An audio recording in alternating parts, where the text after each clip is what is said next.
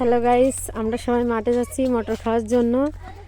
এখন এইভাবে ধারে চলে যাচ্ছি। সামনে ওই যে আমার দুই মেয়ে এবং আমার বোনের ছেলে আগে আগে হাঁটছে, আমরা পিছু পিছু হাঁটছি। তারপরে এই যে কুকুরি বাচ্চা দেখে আর মেয়েরা সবাই ওই কুকুরি বাচ্চাটা দেখে দেখেন কত আনন্দ করছে। কুকুরি বাচ্চাটা আসলে বুঝলাম না। দেখেন এই ভিডিওটা করতে এসে ফোনে আবার ডিস্টার্ব। তো দেখেন আমার মেয়েরা কিন্তু গাইস আর একটা জিনিস দেখায়, দেখেন চীনের হাঁস এরকম সাদা কি আপনারা কখনো দেখেছেন? এটা সাদা চীনের হাঁস, দেখেন কত কিউট লাগছে। তারপরে এই যে আমরা এই নিচে এখন নেমে যাচ্ছি মটর জমিতে, আমাদের যেখানে মটর লাগাইছে। এই যে গাইস মাঠ এখন পুরোটাই ফাঁকা। এখানে আমার আব্বু পাতা ফেলেছে, এই যে মানে ধানের চারা করেছে, এখান থেকে উঠাই নিয়ে এবারে লাগাই দেবে। যে এখন মাঠ চারিপাশে সবই ফাঁকা, সব ফাঁকা। ওই যে বসে আছে সরিষা ক্ষেত, যে এখানে আমাদের পাড়া প্রতিবেশী দুইভাবে বসে আছে। খোলা মাঠ পেয়ে আমার মেয়েরা কত খুশি দেখেন। আর এই পাশে দেখেন সব ছাগল গরু এখানে নিয়ে এসেছে, ছাগল গরু খাওয়াচ্ছে সবাই খোলা মাঠে। আর এখানে দেখেন ধান কেটে নিয়ে গেছে, গোড়া আছে। এখানে দেখেন ধানের নাড়া কেটে কেটে সবাই আগুন পোয়া হয়েছে। এই যে সরিষা খেতে চলে এসেছি।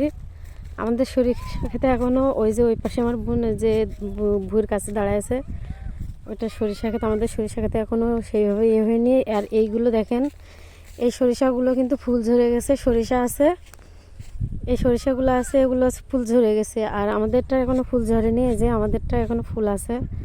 এটাই কিন্তু আরও সুন্দর লাগছে। দেখেন কি অবস্থা, কত সুন্দর লাগছে। দেখেন আসলে প্রকৃতিটা এত সুন্দর লাগছে সরিষা খেতে।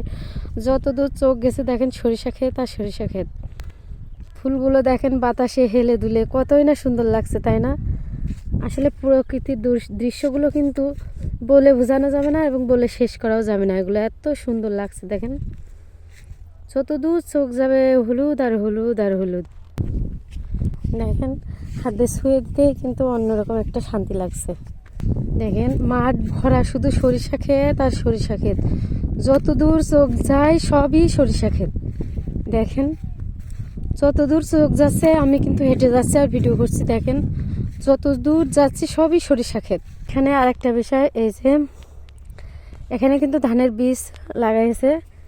মানে জো আসার পরে ধানের বীজ লাগানোর পরে এটা কিন্তু কুয়াশায় নষ্ট হয়ে যায়, যার কারণে দেখেন কাগজ দিয়ে ঢেকে দিয়েছে, যাতে কুয়াশায় নষ্ট না হয়ে যায়, পাখিতে না খেয়ে যায়।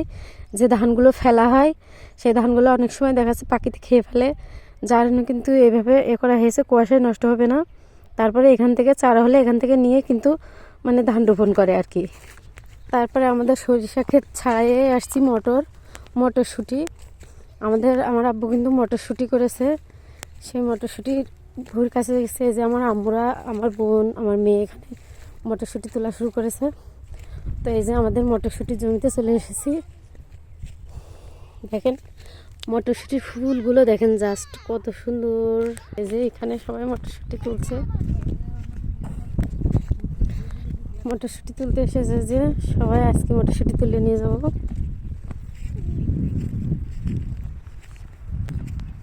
এই সাইডটা পুরোটাই মটরশুঁটি করেছে সবাই।